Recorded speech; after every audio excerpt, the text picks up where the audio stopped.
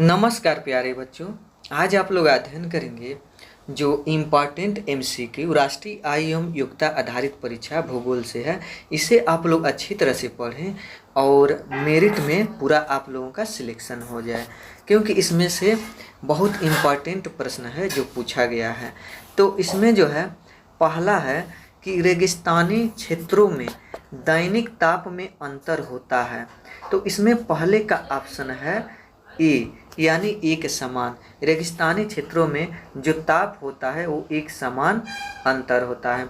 दूसरा, दक्षिण एशिया के किस देश में सर्वाधिक जनसंख्या घनत्व प्रति वर्ग किलोमीटर पाया जाता है? तो इसमें दूसरा का जो ऑप्शन है वो है सी, यानी बांग्लादेश। फिर आगे प्रश्न पर बढ़ते हैं। तो अगला प्रश्न है यहाँ पर कि कौन से द्वीप समूह सुनामी से प्रभावित हुए थे? 2004 की बात है। कौन से द्वीप समूह सुनामी से प्रभावित हुए थे? तो इसमें 10वां का ऑप्शन है वह है ए, यानी अंडमान निकोबार समूह। फिर अगला प्रश्न है कि शीतोष्ण कटिबंधीय घास स्थल का उदाहरण है। तो 11वां का ऑप्शन सी, यानी स्टेपी घास, वहाँ पर स्टेपी घास पाया जाता है। फिर अगला प्रश्न, निम्नलिखित में से कौन सी ठंडे पानी की धारा है? यानी किसकी धारा ठंडा पानी जैसा होती है? तो 12वां का ऑप्शन ए, यानी कैनारी धारा।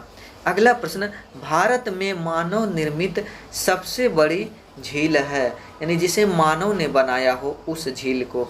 तो इसमें 13वां का ऑप्शन डी, यानी कुरोशियो नहीं, यहाँ पर सॉरी, गोविंद सागर, यानी 13वां का ऑप्शन जो है डी, यानी गोविंद सागर। फिर अगले प्रश्न पर चलते हैं। अगला प्रश्न है, निम्न में से कौन सी एक शीत जलधारा है? तो 14वां का ऑप्शन बी, यानी लेब्रोडोर धारा। फिर आगे प्रश्न पर चलते हैं। अगला प्रश्न, हिमोढ़ का निर्माण किया जाता है। तो इसमें 16वां का ऑप्शन डी, यानी हिमनद द्वारा हिमोढ़ का निर्माण होता है। अगला प्रश्न, भूपर्पटी के 90% से ज़्यादा चट्टान निर्मित करने वाले खनिज होते हैं। तो इसमें 17वां का ऑप्शन ए, यानी सिलिकेट के। फिर अगला प्रश्न, द्रवित मैग्मा से बने शैल होते हैं, यानी द्रवित मैग्मा से कौन से शैल का निर्माण होता है? तो इसमें 18वां का ऑप्शन ए, यानी द्रवित मैग्मा से आग्नेय शैल का निर्माण होता है।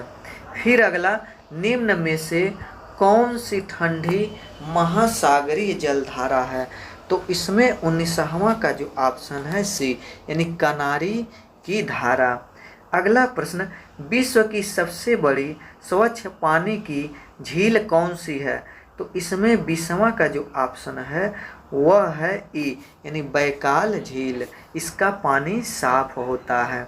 फिर अगला प्रश्न, जीवाश्म पाए जाते हैं, यानी जीवाश्म किस शैल में पाए जाते हैं? तो इसमें 21वां का ऑप्शन ए, यानी अवसादी शैलों में जीवाश्म पाए जाते हैं। फिर अगला प्रश्न, इंद्रावती और गोदावरी नदी के संगम पर निम्न में से कौन सा स्थल है? तो इसमें 22वां का ऑप्शन है डी, यानी भद्रकाली। अगला प्रश्न, महासागरीय जल का उठना एवं गिरना कहलाता है। तो इसमें 23 का ऑप्शन ए, यानी ज्वार भाटा, यानी उठने को ज्वार और गिरने को भाटा, यानी कुल मिलाकर ज्वार भाटा। फिर अगला प्रश्न, कि अधिक उष्णकटिबंधीय चक्रवात निम्न अक्षांशों के बीच आते हैं। तो इसमें 24वां का जो ऑप्शन है वो है ए, यानी 5 डिग्री से 20 डिग्री अक्षांश। अगला प्रश्न, काष्ठ स्थलाकृति का संबंध यानी किससे है? तो 25वां का ऑप्शन बी, यानी चूने के चट्टानों से है। अगला प्रश्न, कि छत्रक शैल पाई जाती है। तो इसमें 26वां का ऑप्शन है ए, यानी रेगिस्तानों में छत्रक शैल पाई जाती है। फिर अगला प्रश्न, पृथ्वी की आकस्मिक गतियों के कारण होने वाली घटना है। तो इसमें 27 का ऑप्शन ए है, ज्वालामुखी। फिर अगला प्रश्न, रामसर आर्द्रभूमि क्षेत्र के बारे में निम्नलिखित में कौन सा उत्तर सही है? तो इसमें 28 का ऑप्शन ए यानी भिंडावास वन्यजीव अभयारण्य व सुल्तानपुर राष्ट्रीय उद्यान, यह सही है। फिर आगे अगले प्रश्न पर चलते हैं। तो अगला प्रश्न है, कौन सी घाटी का निर्माण संरचना तारीकी से हुआ है? तो इसमें 30वां का ऑप्शन है, वह है बी यानी यू आकार की घाटी। 31वां ऑप्शन, उच्च ताप व दाब के कारण चूना पत्थर किस शैल में परिवर्तित हो जाते हैं? तो इसमें 31वां का ऑप्शन है डी यानी संगमरमर में परिवर्तित हो जाते हैं। अगला प्रश्न जो है, गर्म जल धारा का उदाहरण है। तो इसमें 33 का ऑप्शन है ए यानी क्यूरोसियो का जो जलधारा वो गर्म होता है। अगला प्रश्न, सुपीरियर झील को ह्यूरॉन झील से मिलाने वाली नहर है।